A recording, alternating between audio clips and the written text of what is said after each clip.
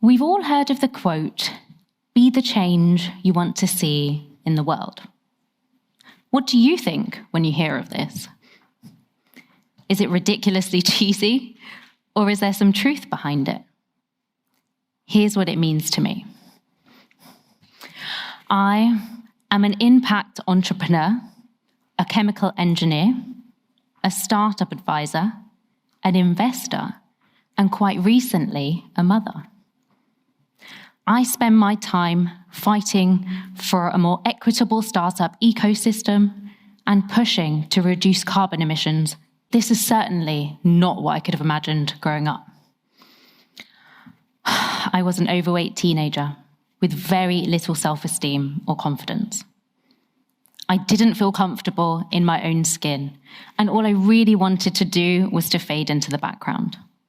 The thought of doing a talk like today would have absolutely terrified me. I had a weird relationship with clothing. It was a love-hate phenomenon. I bought clothing to make myself feel better, but at the same time, I hated that feeling of it not fitting properly. And cheap fast fashion was the answer. And studies have proven that that works. A 2014 study from the Journal of Consumer Psychology shows that buying clothing makes you instantly happier and can fight lingering sadness. The ironic thing was I was studying chemical engineering at the time with the goal to reduce carbon emissions from the world, and I actually wanted to go and design renewable energy plants. After graduating university, I ended up working in many different industries, and eventually I ended up in the waste recycling sector. I designed plants that were recycling household waste, food waste, and coffee waste. I used to visit many different recycling facilities during this time, and during one such visit, I happened to see people having to pick through our waste. It was shocking to me that this was someone's job to pick through our waste. And whilst it was a very unique insight, of course, I had an extreme sense of guilt. A couple of years later, when I was visiting my family in Tanzania, I happened to come across secondhand clothing markets brimming with outdated football shirts. And it got me thinking, I've been to so many waste sites before. How come I haven't seen clothing waste? What happens to it when we no longer need it?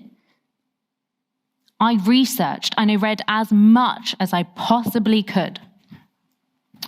I spoke to secondhand stores, large charities, and even looked at the carbon emissions produced from the fashion industry. And the truth was pretty grim. So what happens to our clothing when we put it in a donation bin? Step 1. Clothing that fits the style of that country is sorted and sent to be sold in secondhand stores. Step 2. Clothing that doesn't fit the style, but still can be worn, is sorted by season. Autumn-winter clothing is sent off to Eastern Europe, and spring-summer clothing is sent to countries in Africa and Southeast Asia. Now, there's a common misconception that this is a good thing, that we're donating our clothing. And perhaps that was a good thing 20 years ago, when we were giving good quality pieces. But now, with low-quality fast fashion, it's not a great idea. We're ruining the local textile infrastructure and putting the environmental burden on them to get rid of our clothing when we no longer need it. Step 3. When clothing cannot be worn again, it's sorted to be sent to turn into carpet, insulation, landfill, or to be burned. Every second, an entire truck full of textiles ends up in a landfill or is burned, with 87% of everything we wear ending up in a landfill or an incinerator. A landfill is essentially a large dumping ground, and it's one of the oldest forms of waste disposal. Clothing is made out of synthetic fabrics such as polyester, so it's essentially plastic.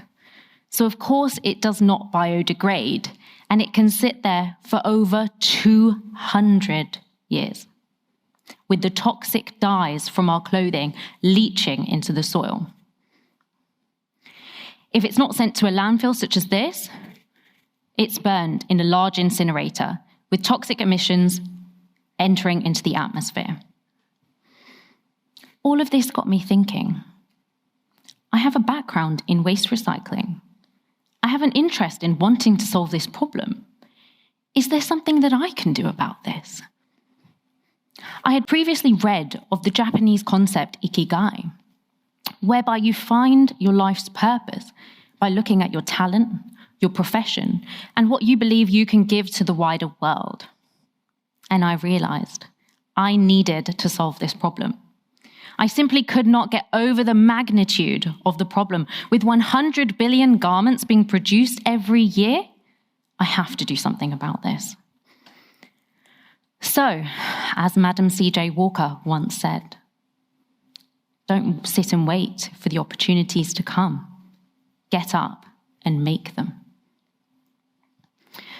So that's how the story of my startup, Clydely, came about.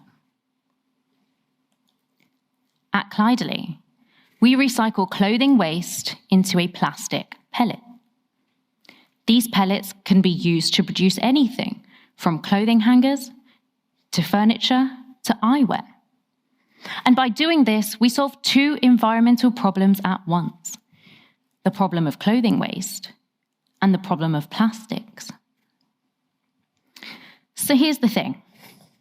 There's many different industries out there that are causing problems for the environment, people, and the planet. And if there's one thing I want you to take away from today, it's this. Take a closer look at those problems. What do you have the power, the privilege, and the passion to solve? Once you've figured out what that problem is, the passion that you have will give you the resilience you need to make sure it comes true. And don't do it alone. Find your community or your tribe. I did. I have such a fantastic community of investors, advisors, and mentors helping me. So find that community for yourself. But also make sure to take those with you who aren't part of your community.